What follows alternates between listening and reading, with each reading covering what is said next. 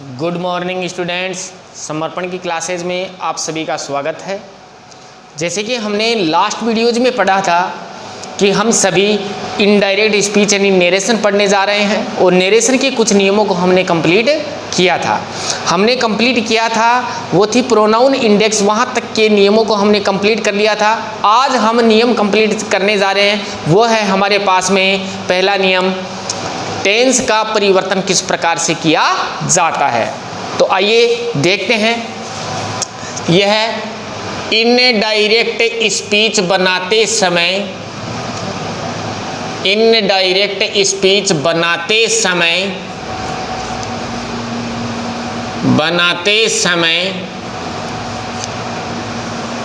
Tense परिवर्तन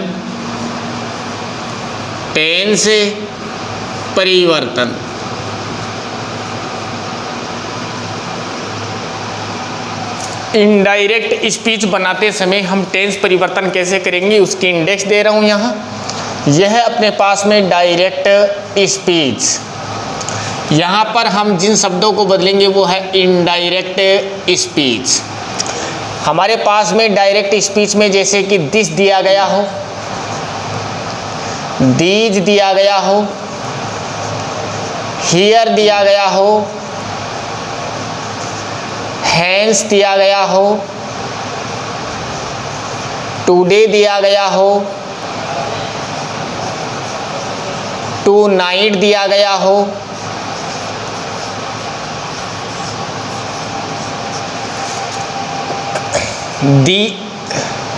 now दिया गया हो, जस्ट दिया गया हो, नाउ ए डेज दिया गया हो, सो दिया गया हो, एनी दिया गया हो, यस्टरडे दिया गया हो। यदि इनमें से हमारे पास में कुछ भी यदि सेंटेंस में मिल रहा हो तो हम सेंटेंस को कैसे बदलेंगे, तो पहले और देख सकते हैं। जैसे दी प्रीवियस डे दिया गया हो,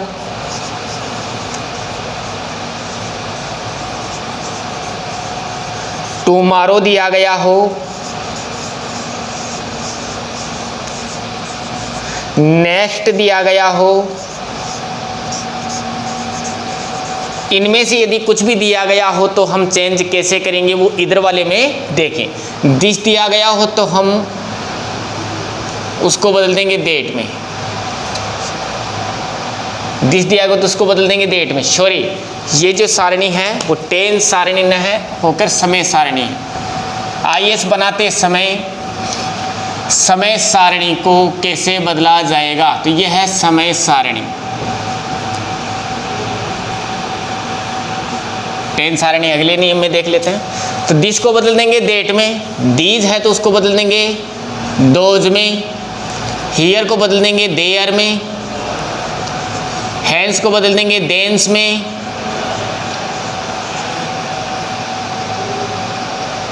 टुडे को बदल देंगे डेट डे में,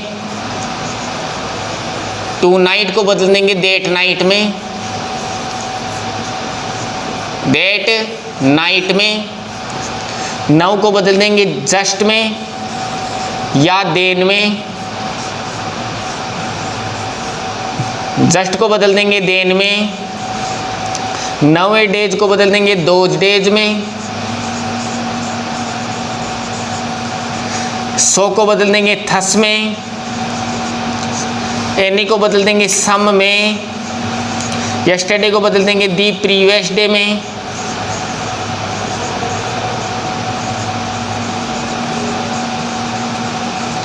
दी प्रीवियस डे को बदल देंगे दी लास्ट डे में,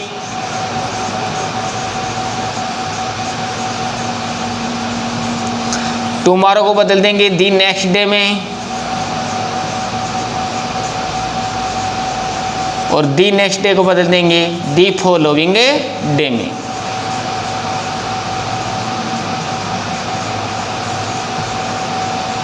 तो स्टूडेंट्स, आप सभी को ध्यान देने की बात यही है कि यदि हमारे पास में डायरेक्ट स्पीच में इन शब्दों में से कुछ भी आ रहा हो तो इनडायरेक्ट स्पीच बनाते समय हम इस सारणी का उपयोग करेंगे, उन शब्दों को इन शब्दों में चेंज कर देते हैं।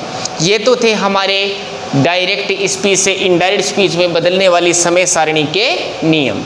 अब देख रहे थे हम टेंस परिवर्तन का नियम जो छूट गया था अपना, तो ये देख लेते हैं। टेंस परिवर्तन का नियम भी देख लीजिएगा, टेंस परिवर्तन कैसे होता है। तो यहाँ से मैं टेंस परिवर्तन दर्शा रहा हूँ। पहला पॉइंट अपने पास प्रेजेंट इंडेफिनिट, जिससे अपन दर्शा रहे हैं वर्ब की फर्स्ट फॉर्म आए या वर्ब की फर्स्ट फॉर्म प्लस एस या ईएस आए, या फिर डू या डज प्लस वर्ब की फर्स्ट फॉर्म। ये संपूर्ण एक ही टेंस है, उस टेंस का नाम है प्रेजेंट इंडेफिनिट। जैसे कि आपने टेंस पढ़ भी लिया तो आपको यह जानकारी होगी भी। इनमें से यदि कुछ भी आ रहा हो तो हम उसको चेंज कर देते हैं अगले भाग में, तो वो अपने पास में बदलने वाली पास्ट इंडेफिनिट, और उसमें अपन वर्ब की सेकंड फॉर्म में इसको चेंज कर देते हैं। कहने का मतलब ये है कि इनमें से यदि कुछ भी पार्ट आ रहा हो तो हम उसको चेंज कर देते हैं पास्ट इंडेफिनिट अर्थात वर्ब की सेकंड फॉर्म में।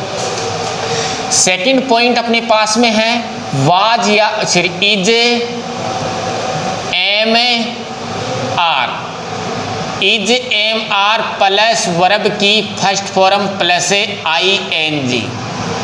यदि ये अपने पास में दिया गया हो और सेंटेंस में आ रहा हो तो हम इसको चेंज करेंगे वाज या वर में। किस में चेंज करेंगे?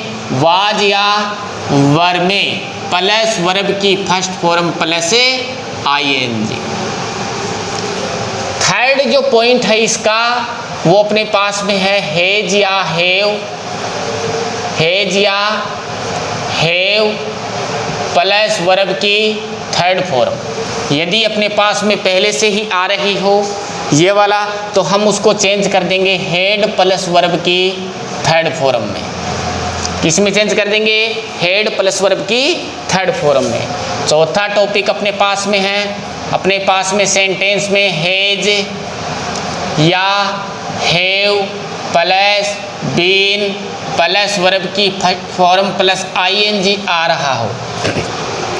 यदि इसमें से कुछ आ रहा हो तो हम उसको चेंज कर देंगे हैड बीन प्लस वर्ब की थर्ड फॉर्म में, हैड बीन प्लस वर्ब की फर्स्ट फॉर्म प्लस ING।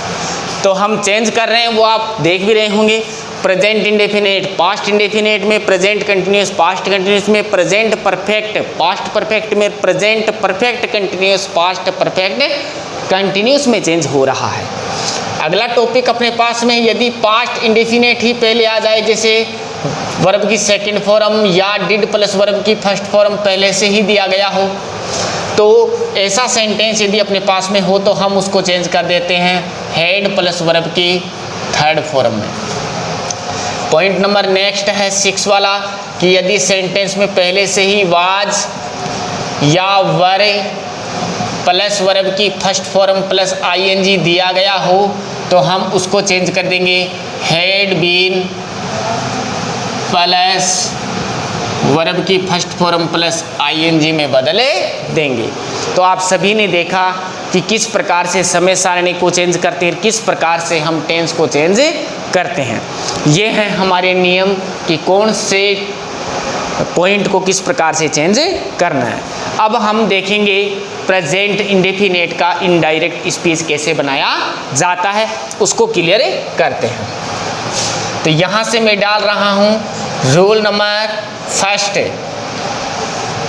देख सकते हैं आप। यदि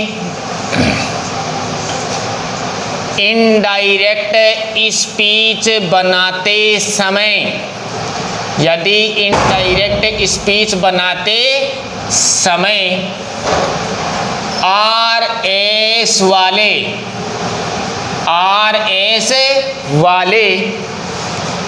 भाग में, RS वाले भाग में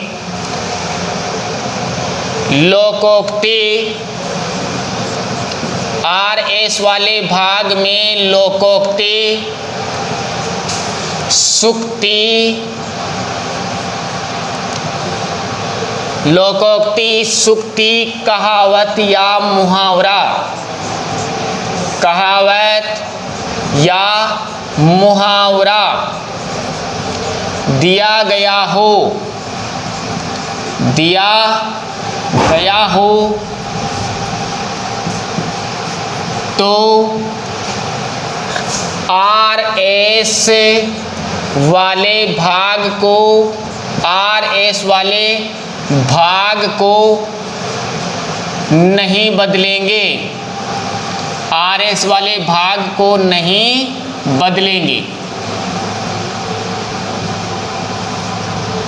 क्या कह रहा है सेंटेंस?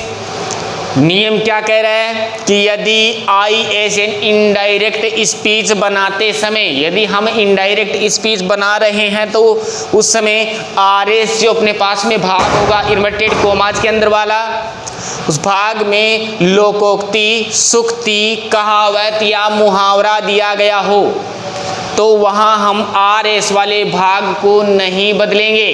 कैसे? आओ एग्जाम्पल देखें।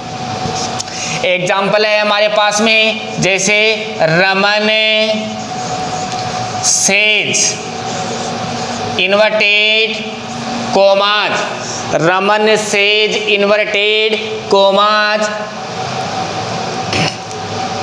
जैसे है honesty is the best policy, honesty is the best policy, honesty is the best policy. यदि इस प्रकार का हिस्सा या भाग हमारे सेंटेंस में दिया गया हो तो हम उसका इनडायरेक्ट स्पीच बनाएंगे। तो RS वाला भाग कौन सा है हमारे पास? जो भाग हमारे पास में इन्वर्टेड कोमाज के अंदर आ रहा है इसको RS कहते हैं। जैसे कि मैंने आपको पहले भी समझाया था नियमों में, तो ये है RS, इस भाग में कभी भी चेंज नहीं होगा। तो आंसर क्या होगा? रमन का रमन, सेज का सेज, और दोनों वाक्यों को जोड़ेंगे तो हम कंजक्शन वर्ड लगाएंगे, यूज करेंगे इसमें डेट का। और आगे वाला सेंटेंस ऐसे कैसे उतर जाएगा? Honesty is the best policy, और अपना सेंटेंस क्लियर हो जाएगा।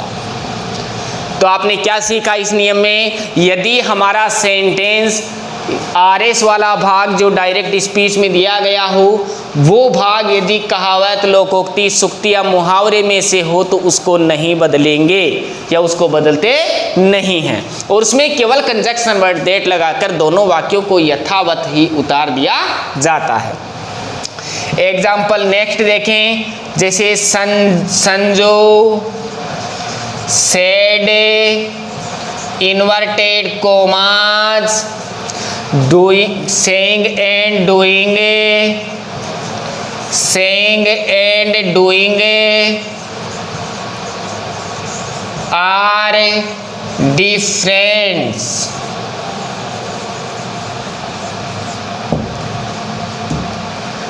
Sanju said saying and doing are difference. तो ये वाली कहावत है तो हम इस कहावत को चेंज नहीं कर सकते, इसलिए संजू का संजू, सेड का सेड, दोनों वाक्यों को जोड़े तो कंजक्शन वर्ड यूज क्या हुआ? दैट। आगे वाले सेंटेंस को नहीं बदल सकते तो उसको उतार देंगे saying and doing are difference, और अपना सेंटेंस क्लियर हो जाएगा। तो हमने क्या सीखा? पहले नियम में ही हमने सीखा, यदि कोई सेंटेंस दिया गया हो और इनडायरेक्ट स्पीच हमें बनाना हो तो सेंटेंस को पहले हम पढ़ेंगे और उसको समझेंगे। यदि सेंटेंस को हम पढ़ रहे हैं, उसको देख रहे हैं, तो उस सेंटेंस में हमारे को दिख रहा हो कि कहावत, लोकोक्ति, मुहावरा, सुक्ति आदि में से कुछ है, तो हम उस भाग के RS वाला जो सेंटेंस का पार्ट है उसको हम कभी भी बदलते नहीं हैं। इसलिए इसका अगला नियम अपन देखेंगे।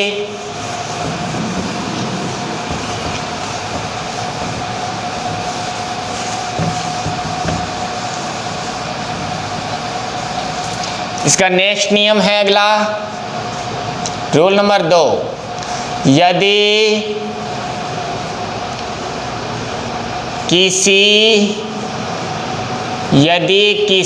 वाक्य में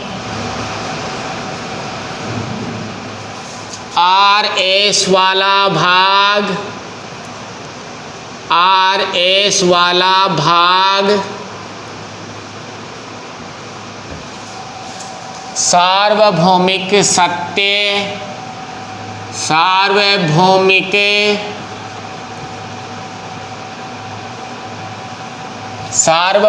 सत्य, भौगोलिक,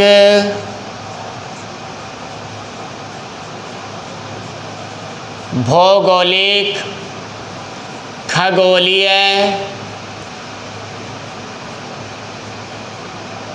या वैज्ञानिक तथ्यों वाला हो,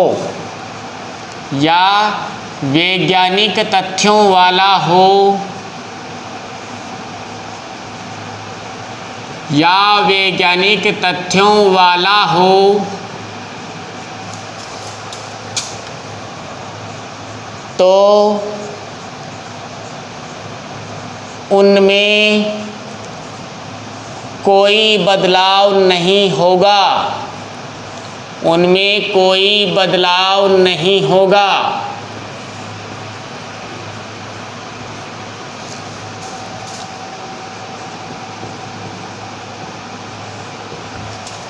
क्या कह रहा है सेंटेंस? यदि किसी वाक्य में RS वाला, RS तो आप जानते ही हो, जैसे मैंने अभी भी आपको समझाया था, इन्वर्टेड कोमाज के अंदर आने वाले भाग को RS कहते हैं। वो वाला भाग यदि सार्वभौमिक सत्य यानी यूनिवर्सल ट्रुथ हो, भौगोलिक तथ्य हो, खगोलीय तथ्य हो, या वैज्ञानिक तथ्य में से कुछ हो, तो हम इस वाले भाग में कभी भी कोई बदलाव नहीं करेंगे। जैसे कि आप उदाहरण देखेंगे, example, Ajay said to me, inverted commas, 2 and 2 makes 4, 2 and 2 makes 4,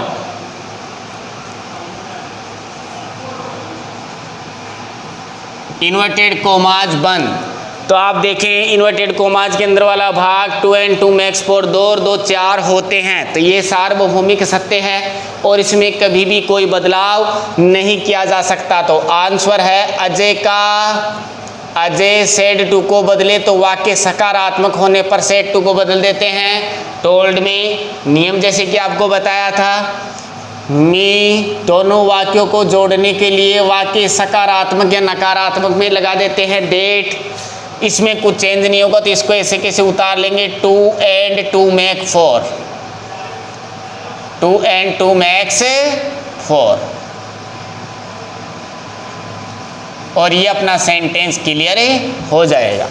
तो हमारा सेंटेंस क्लियर करने हेतु हमें जानकारी भी रखनी होगी कि हमारा सेंटेंस कौन से भाग में है, क्या कहना चाह रहा है, और यदि हम उस सेंटेंस की पहचान कर लें तो हम कभी भी कोई सेंटेंस में गलती नहीं करेंगे। एक एग्जाम्पल और देखते हैं इसका, जैसे Radha says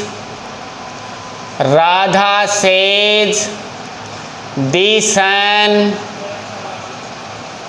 rises in the east. ये वाला भाग भी आप देख रहे होंगे कि ये सार्वभौमिक सत्य अर्थात ये भौगोलिक तथ्य को दर्शा रहा है या फिर सार्वभौमिक सत्यता को दर्शाता है। तो सेंटेंस को क्लियर करें तो ये है राधा सेज का सेज, दोनों वाक्यों को जोड़े तो लगा देंगे डेट। अपना ये वाला पार्ट कभी चेंज नहीं होगा इसमें, क्योंकि ये सार्वभौमिक सत्य है, तो इसको ऐसे कैसे उतार देंगे, the sun rises in the east, और ये वाला सेंटेंस अपना क्लियर हो जाएगा।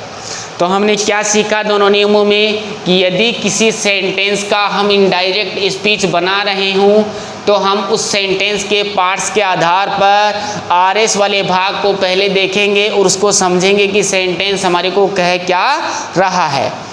और यदि हम उसमें ये वाले नियम मिलते हैं हमारे को तो हम उसमें निम्न परिवर्तन नहीं करते हुए केवल डेट लगाकर वाक्यों को जोड़ देंगे।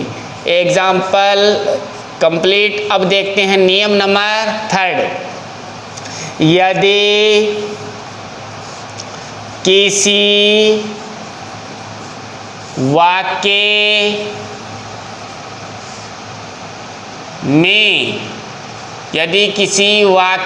के आर एस वाले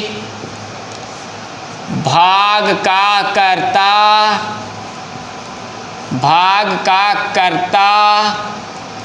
यूं हो, भाग का कर्ता यूं हो, क्या हो? यूं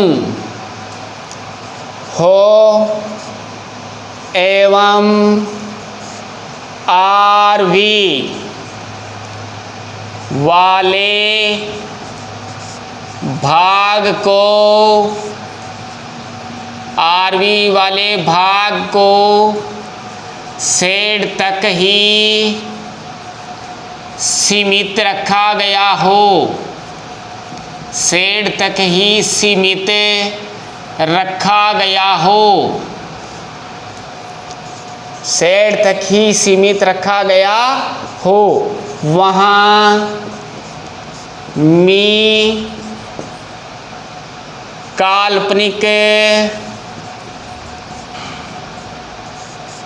ऑब्जेक्ट मान लेते हैं।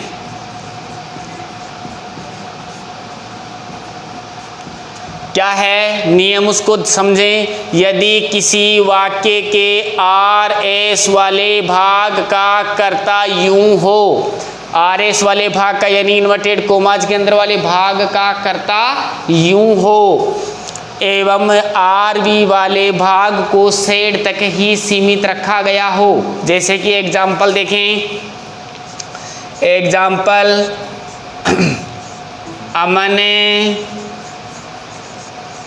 सेड इन्वर्टेड कोमास यूं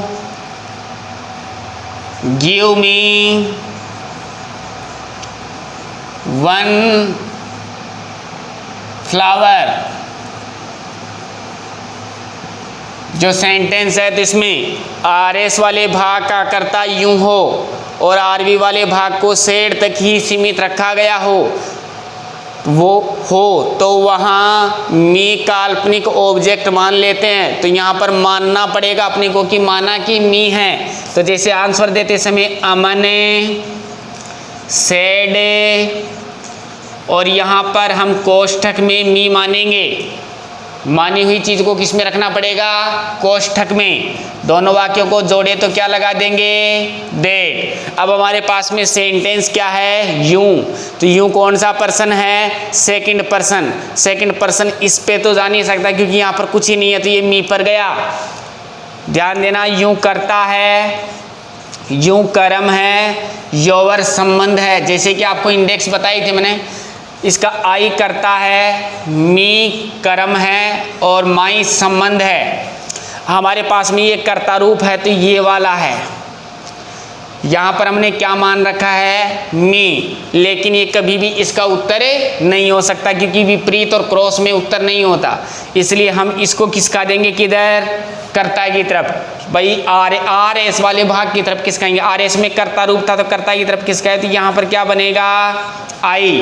तो ये वाला क्या आ गया यहाँ पर? आई। अब आपसे पूछे कि यहाँ पर आई कैसे आया, तो एक बार वापस समझ लें।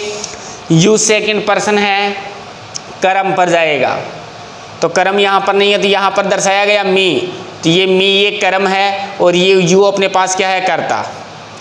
तो हमें खिसकना किसकी तरफ है? आर एस वाले भाग की तरफ। आर एस वाले भाग में कर्ता रूप था, इसकी तरफ खिसकना है। तो मी इधर है तो इसको इसकी तरफ खिसकाएंगे तो क्या बनेगा? आई। तो यहाँ पर क्या आ गया? आई। अब अपने पास दिया गिव। तो ये आ गई वर्ब की फर्स्ट फॉर्म। तो हम इसको किस में चेंज करेंगे, वर्ब की सेकंड फॉर्म में। तो यहाँ पर हो जाएगा गेव, GAVE। फिर अपने पास में आ गया मी, फर्स्ट पर्सन, ये है फर्स्ट पर्सन, किस पर जाएगा, फर्स्ट पर्सन अमन पर। तो अमन है यहाँ पर ही, अमन पुरुष है तो मैंने प्रोनाउन मान लिया ही, यहाँ पर हिम, यहाँ पर हिज। अब हमारे पास में क्या है वाक्य में, मी, और हम अमन को हमने क्या माना, ही। तो ये इसका उत्तर नहीं हो सकता, इसलिए हमें RS वाले भाग की तरफ खिसकाएंगे। मी है तो मी की तरफ खिसकाएंगे, तो हमारे पास में यहाँ पर उत्तर क्या आएगा, हिम। तो यहाँ पर क्या आ गया, हिम। वन का वन और फ्लावर का फ्लावर, अपना आंसर कंप्लीट हो जाएगा। इस प्रकार से हम किसी भी सेंटेंस का आंसर तसल्ली पूर्वक और बिल्कुल सहजता पूर्वक उसको कंप्लीट कर सकते हैं। अब देखेंगे अपन इसका अगला नियम।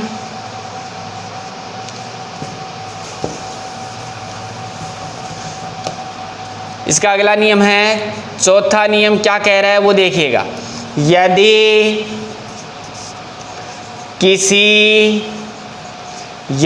किसी वाक्य के RS वाले भाग का कर्ता, RS वाले भाग का कर्ता वी हो, RS वाले भाग का कर्ता वी हो, किंतु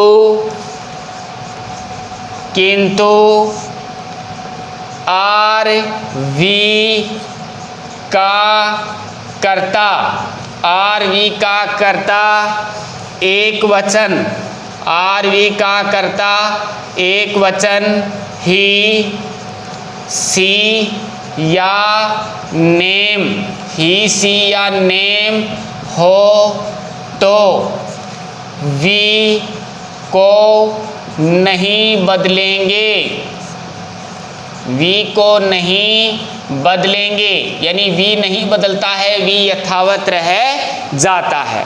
क्या लिखा मैंने इसमें, आप एक बार समझें कि यदि किसी वाक्य के RS वाले भाग का कर्ता, कौन से भाग का, RS वाले भाग का कर्ता वी हो, किंतु RV का कर्ता एक वचन, किंतु RV का कर्ता क्या हो, एक वचन, किन में से, ही सी या नेम में से हो, तो हम वी को नहीं हटाते हैं या वी को नहीं बदलते हैं। जैसे कि उदाहरण देख सकते हैं, example, Raju said to me, inverted commas, we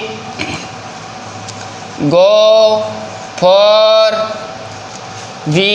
for watching video या मूवी।